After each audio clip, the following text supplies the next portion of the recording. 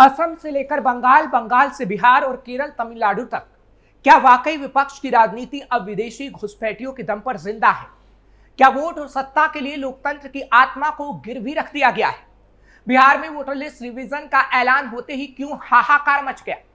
तेजस्वी यादव से लेकर ममता बनर्जी और राहुल गांधी तक आखिर किस बात का डर सता रहा है? क्यों ये नेता खुलकर बांग्लादेशी घुसपैठियों रोहिंग्या के लिए रहम दिल दिखाते हैं, लेकिन वोटर लिस्ट की सफाई पर लोकतंत्र के चीरहरण का शोर मचाने लगते हैं? क्या सिर्फ इसलिए कि बरसों की साजिश से बनाए गए फर्जी वोटर बाहर हो जाएंगे?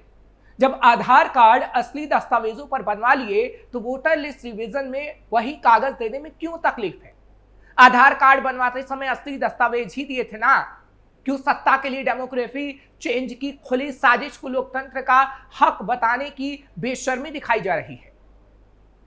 सवाल बहुत है और जवाब देने की बजाय ये नेता लोकतंत्र की ढाल के पीछे छिप रहे हैं।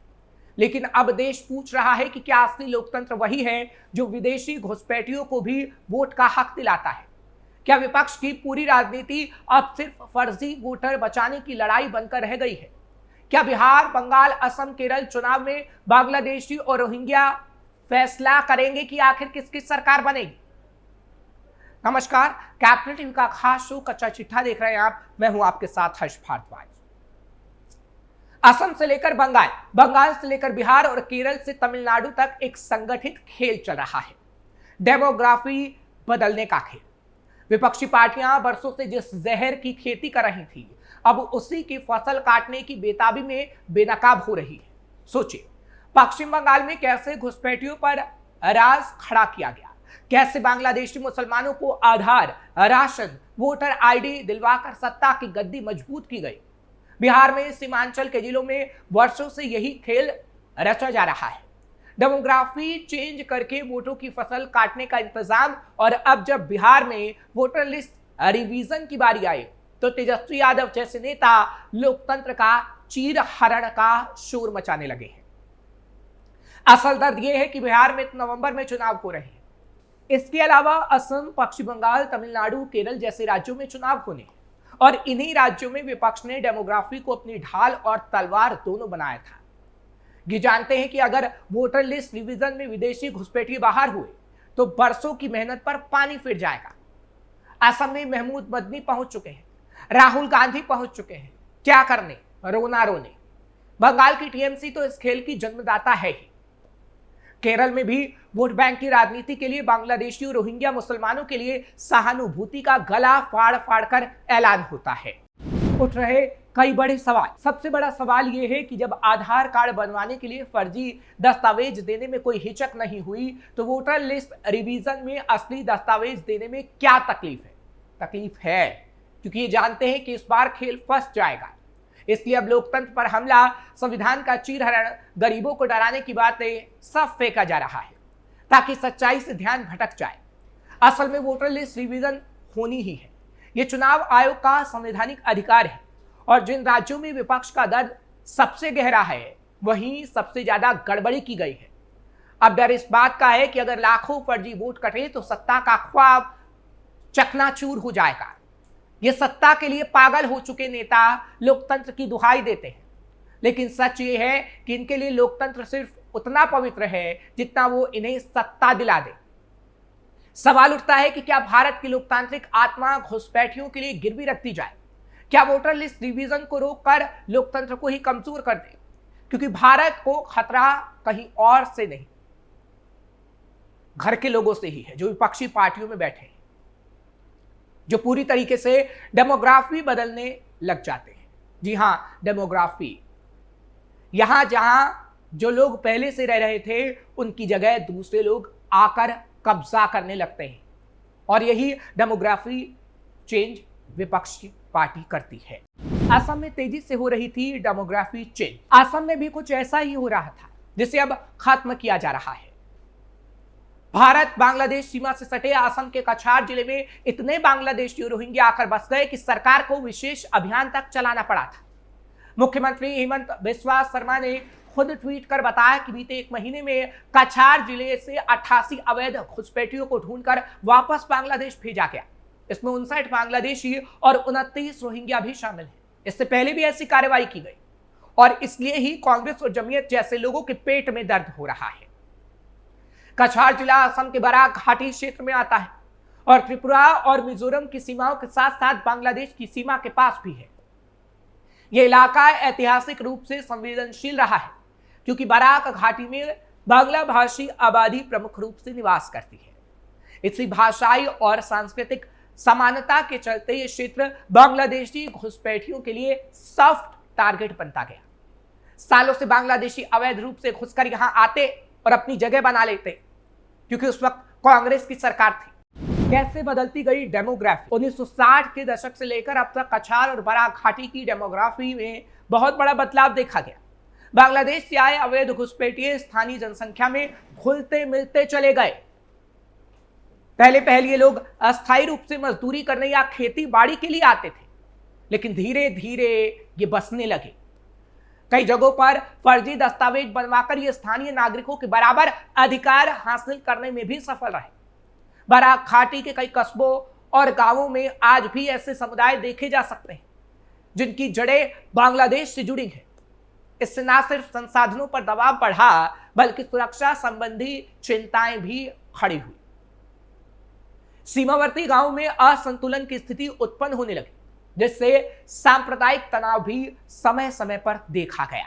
सरकार ने शुरू किया intelligence based operation. Hemant Biswa Sharma सरकार ने अब इस मुद्दे पर आक्रामक रुख अपनाया है। राज्य सरकार ने स्पेशल इंटेलिजेंस बेस्ड ऑपरेशन की शुरुआत कर रखी है जिसके जरिए लोगों को पकड़ा जा रहा है, दबोचा जा रहा है जो अवैध रूप से रह रहे हैं। उनके दस्तावेज चेक किए जा रहे हैं, उनकी पहचान पता की जा रही है और भारतीय ना होने पर वापस बांग्लादेश भेजा जा रहा है। सरकार का दावा है कि यह सिर्फ शुरुआत है और राज्य भर में ऐसी कार्रवाई और तेज की जाएगी। मुख्यमंत्री हेमंत बिस्वा शर्मा ने ट्वीट में लिखा था, we are tolerating it no more. Sharma सरकार लगातार जाति, माटी और भेती यानी पहचान, जमीन और सुरक्षा की रक्षा के मुद्दे को उठाती रही है। अवैध घुसपैठ को वो राज्य की सांस्कृतिक और भौगोलिक अस्मिता के लिए बड़ा खतरा मानती है। यह अभियान सरकार की राजनीतिक प्रतिबद्धता और जनभावनाओं को साधने वाला एक बड़ा कदम माना जा रहा है और इसीलिए कांग्रेस के पेट में दर्द हो रहा है। राज्य सरकार अब पूरे राज्य में अवैध घुसपैठियों की पहचान के लिए विशेष अभियान चलाने जा रही है और पहले भी ऐसे अभियान चलाए गए।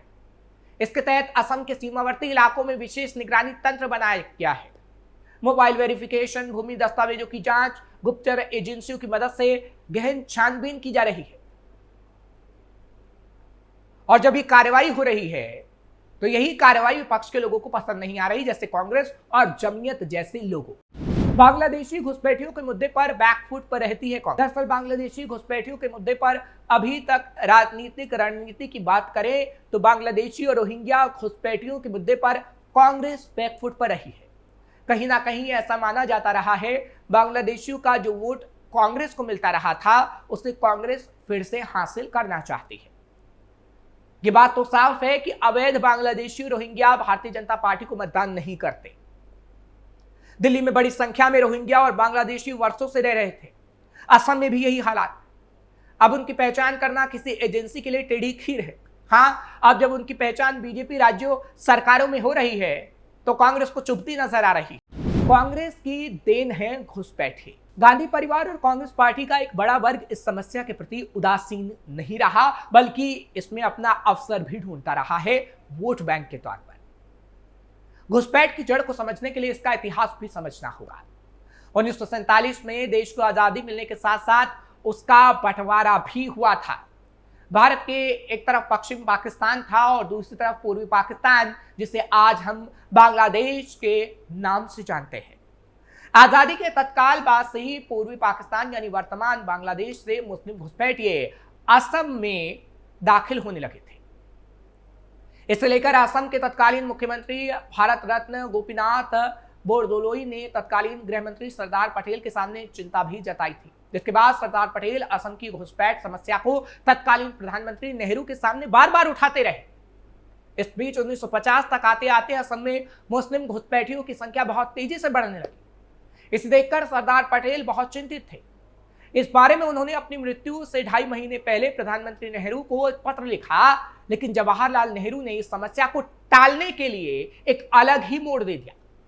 सरदार पटेल के पत्र के जवाब में नेहरू ने 1 अक्टूबर 1950 को जो पत्र लिखा वो select works of Jawaharlal Nehru की सीरीज 2 के वॉल्यूम 15 के पेज नंबर 306 पर प्रकाशित हुआ था।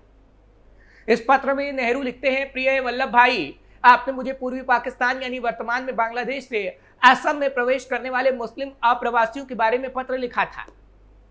हमें इनके प्रवेश पर रोक लगाने की कोशिश करनी चाहिए।